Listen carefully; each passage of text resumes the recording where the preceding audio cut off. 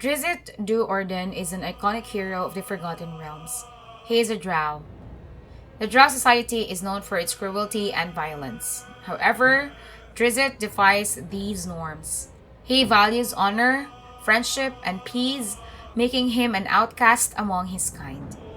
Hello guys, Genuine here of Genuine Gaming, and here is my DRZZT Du Orden build for Baldur's Gate 3. This is not an overpowered build, but a thematic one. I am playing this in honor mode. By the way, if you want DRZZT to have Guinevere as a companion, I suggest making a party member who is a druid who can transform into a panther.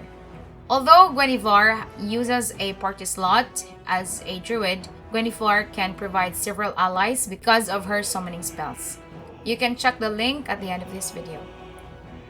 If you find this video helpful, do not forget to like, and for more Baldur's Gate 3 videos, subscribe to the channel. Overview. DRZZT's signature move is wielding two scimitars, Twinkle and Icing Death, in combat. Sad to say, I did not find a way of imitating these two weapons in Baldur's Gate 3. His fighting is as much a dance as a brawl, and this is the reason we built him as a dexterity-based character. He utilizes swift footwork and agility to evade attacks himself into advantageous positions. He is also a master of parrying and disarming opponents. Unlike the barbarians who become a mindless beast when they rage, DRZZT goes sometimes to a state that he referred to as the hunter. He uses this heightened awareness and focus to become a more effective fighter, not succumb to savagery. We gave him 5 levels of rage class with the hunter subclass to imitate his the hunter state with the hunter's mark and Colossus Slayer.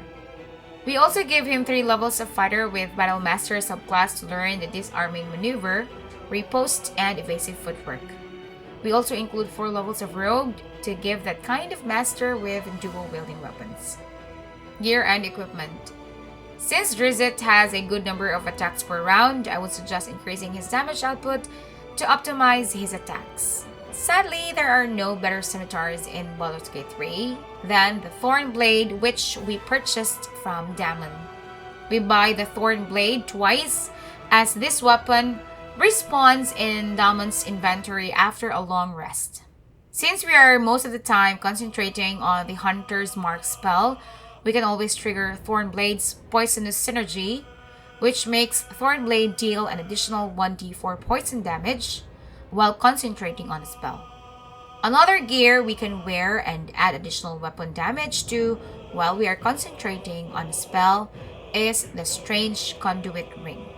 It gives DRZZT's weapon an additional 1d4 psychic damage if he is concentrating on a spell.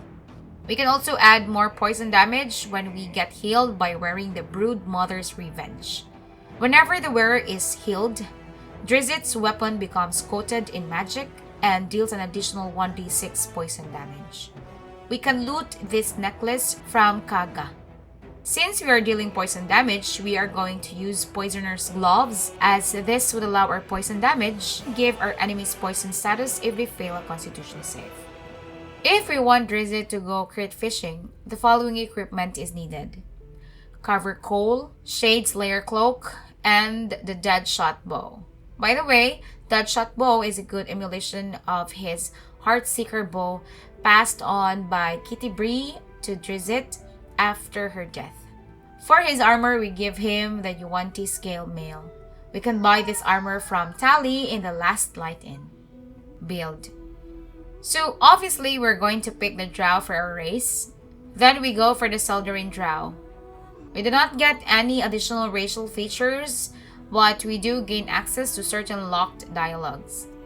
At first level, we go for the Ranger class. For our favorite enemy, we get the Ranger Knight so that we can have access to some heavy armor equipment. We also get proficiency with history.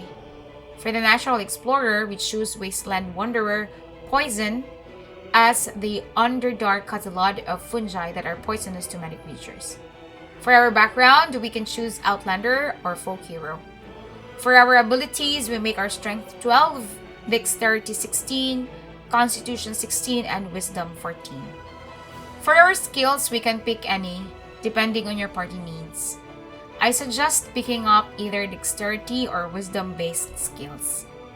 If we want DRZZT to be proficient in Sleight of Hands, we have to pick up Urban Tracker in the Natural Explorer ability.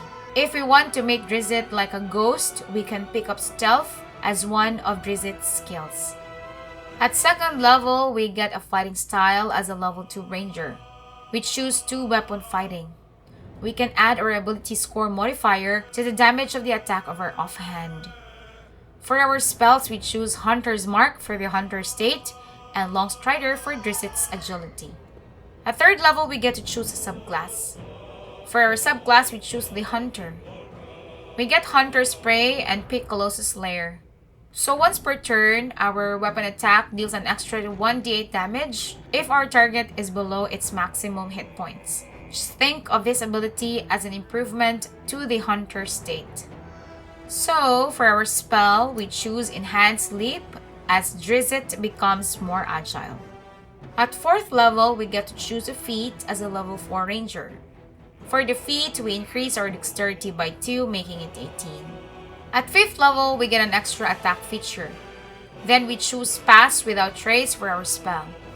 At this time, we can also use this spell for our concentration to trigger Thornblade's poison damage and the Strange Conduit Ring psychic damage. At Carto level 6, we go for the Rogue class. Then we put Sleight of Hands and Stealth for our expertise skills.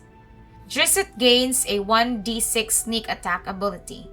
At Carto level 7, we are now level 2 Rogue. As a level 2 Rogue, we gain Cunning Action.